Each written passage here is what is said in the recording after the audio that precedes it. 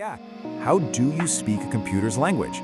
It sounds complicated, but the answer is actually way simpler than you think. Honestly, just picture a recipe. You're just giving the computer a list of really clear, simple instructions, one step at a time. Okay, so let's talk about these instructions. What are they? Think about any program you've ever used, from a simple app on your phone to a huge, complex video game. They're all built from these tiny individual pieces. And in the world of programming, we call those pieces statements.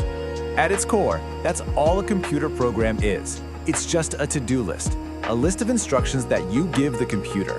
And the thing is, the computer is incredibly good at following that list. I mean, exactly as you've written it, without any questions.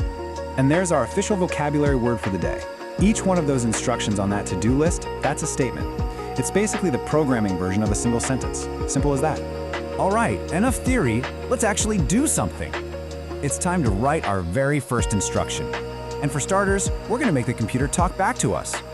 To do that, we use a special, built-in command in Python called print. Think of it as a magic word that tells the computer to show something on the screen. And here it is, your very first line of Python code. It's so simple, right? You have the command print, followed by a set of parentheses. And inside those parentheses, wrapped in quotes, is the exact text you want the computer to display. That's it. You've just written a complete instruction. Now, this right here is probably the most important rule to understand when you're starting out. The computer doesn't just look at the whole program at once. It's very methodical. It reads and carries out line 1, then it moves on to line 2, and then it goes to line 3. This simple top-to-bottom flow is everything in programming. Now, you might see something like this out in the wild. A semicolon smashing two different commands onto the same line. And yet, technically, Python will let you do it. But it's really not a good idea. Why? Because other humans have to read your code. Putting each statement on its own line keeps everything clean and easy to follow. So just remember, one instruction per line. Okay, so you can make the computer talk. Awesome. But now let's get a little more control. Let's learn how to tweak exactly what it says and how it says it. Here are a couple of quick pro tips for the print command. Here's some good news, one less thing to worry about.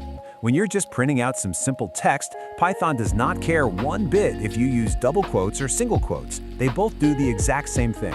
So really just pick the one you like and try to stick with it. Now here's something you need to know about how print works. By default, every time you use the print command, it automatically hits enter at the end. It prints your text and then immediately jumps down to a new line. But what if you don't want that? What if you want things to stay on the same line? Well, this is how you do it. You can add this little extra piece inside the parentheses, end equals air quotes. This is basically you telling Python, hey, instead of ending with a new line like you normally do, I want you to end with just a space instead. It's a super simple trick, but it's really powerful for controlling how your output looks. So far, all we've done is print text, and that's cool. But the real magic starts when you begin mixing in other kinds of data. This is where Python stops feeling like just a way to write text and starts feeling like a super-powered calculator. And check out how easy this is. You can mix your regular text, in quotes, with numbers. You just separate everything with a comma. Python is smart enough to see all those different pieces and automatically stitch them together into one perfectly readable sentence. Of course, this is always the next big question, right? Can we get the computer to do the number crunching for us? Can it actually do math? Oh, absolutely. And here's the secret. If you put a math problem inside the print statement without any quotes around it, Python knows not to just print the text 3 plus 3. Instead, it knows it needs to actually solve the problem. And boom, there's our answer, 6. The computer did the calculation for us right there. It's really that easy. Let's try one more, just to really drive it home.